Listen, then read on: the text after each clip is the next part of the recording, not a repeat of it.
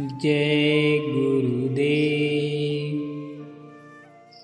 अच्छे तथा बुरे संस्कार संक्रमण रोग की तरह फैलते हैं। जैसे भक्त के हाथ से बोए गए बीज में भी भक्त संस्कार प्रवेश होते हैं, जो उस अन्न को खाता है उसमें भी भक्त की प्रेरणा होती है। यदि कोई नशा करने वाला तथा किसी प्रकार के अन्य विचारों को मन में मंथन करता हुआ हाली बीज बोता है, तो उस बीज में भी उसके विचार प्रवेश होते हैं, जो उस अन्न को खाने वाले को प्रभावित करते हैं। एक बहन ने गुरु दीक्षा ले रखी थी। उसके घर पर गुरु जी आए तथा साथ में एक शिष्य भी था। उस बहन की भी किसी कार्यवश उसी दिन आ गई। उसका दामाद मृत को प्राप्त हो गया था। लड़की के छोटे छोटे बच्चे थे। वो बहुत चिंतित थी। ये रह कर विचार उठ रहे थे कि बेटी का निर्वाह कैसे होगा। बेटा तो उजड़ गया, बेटी तो उजड़ गई। देवर जेठ किसी के नहीं होते, बच्चों को कौन पालेगा। हे भगवान, ये क्या बनी। कौन से जन्म का पाप आड़े आ गया। उपदेशी बहन भोजन बनाने लगी तो उसकी बहन उसकी सहायता करने लगी।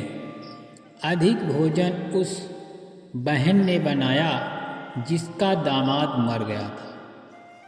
संत भक्त खाना खाकर सो गए।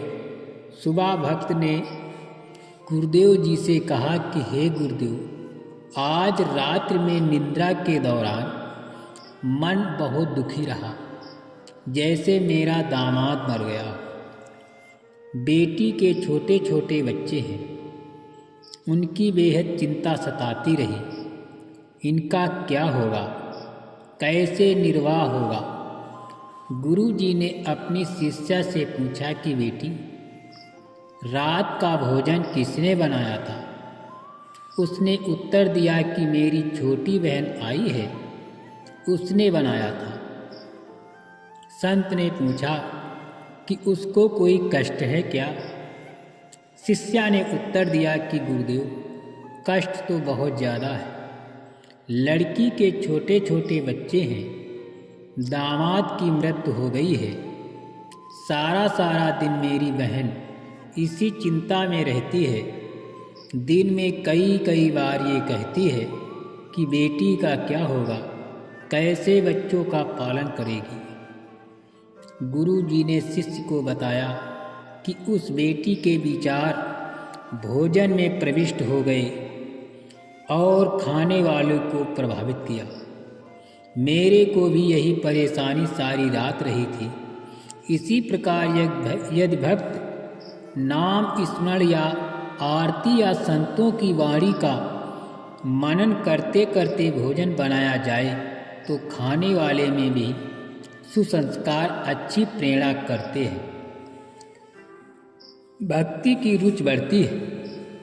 कोई हाली गाने रागनी गाता हुआ बीज बोता है, या खाना बनाने वाली गाने या रागनी गाती हुई भोजन बनाती है, तो उस अन्न में वे संस्कार प्रवेश हो जाते हैं।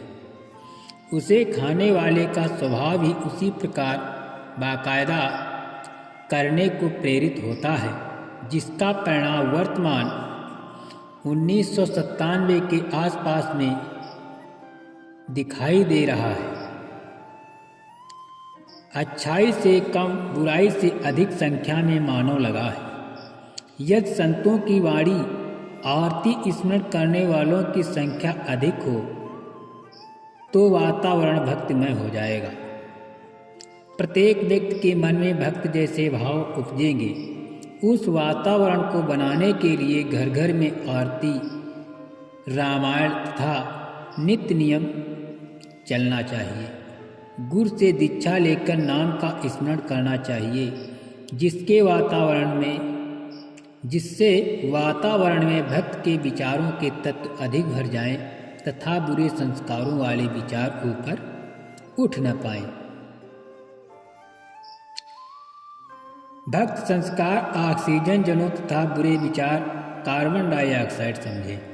ऑक्सीजन रूपी भक्त संस्कार के सिलेंडर खोलने पड़ेंगे, यानी सतग्रंथ साहिब के पाठ पर पाठ करने पड़ेंगे तथा तीनों समय की संख्या नित्य कर्म करने होंगे। स्मरण करना होगा।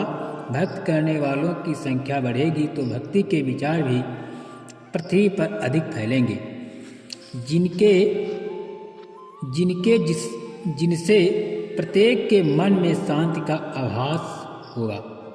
सत्संग करने किसी के घर जाते थे तो पहले दिन तो हमारा भी मन अशांत हो जाता था। फिर प्रत्येक भक्त अपनी अपनी रामायणी सुबह के नित्य नियम शाम की आरती तथा स्मरण करते, फिर सत्संग सुनाता। तब उस घर के बुरे विचार यानी कुसंस्कार निकल जाते। सुसंस्कार की अधिकता होने से मन शांत होता है। जब हम सत्संग या पाठ करके अगले गांव जाने लगते थे तो पूरा परिवार रोने लगता था। उनको इतनी शांति संत व भक्तों के संग में मिलती थी। उन संस्कारों का प्रभाव महीनों रहता है। यदि नाम लेकर प्रतिदिन की तीनों संध्या व स्मरण परिवार के लोग करने लग जाएं तो वो शांत सदा बनी रहती है। जो बीड़ी हुक्का में तम्बाकू यानी तंबाकू पीता है और वो बीज बोता है तो उस अन्न में भी तंबाकू की वासना यानी सूक्ष्म तत्व प्रवेश कर जाते हैं। उस अन्न को खाने वाले में भी तंबाकू सेवन करने की प्रेरणा बन जाती है, जिस कारण से नशा तेजी से युवाओं में बढ़ रहा है। जब तक बच्चे हैं तब तक तो पिता चाचा ताऊ दादाजी के डर से तंबाकू सेवन नहीं करते, परंतु युवा होते ही वे संस्कार प्रबल हो जाते हैं और नशे की आदत शीघ्र पड़ जाती है। मेरा उद्देश्य है कि मानव समाज से नशा तथा अन्य सर्व बुराई जड़ से समाप्त करके धरती पर स्वर्ग बनाऊं। सतगुरु कबीर जी का कहा वचन साकार हुआ देखना चाहता हूँ। उन्हीं की प्रेरणा व शक्ति से ये अनमोल कार्य सफल हो सकता है। ये दास तथा मेरे अनुयायी सच्ची नियत से इस मिशन की सफलता के लिए प्रयत्नशील हैं। सफलता की पूरी आशा है। जय गुरु।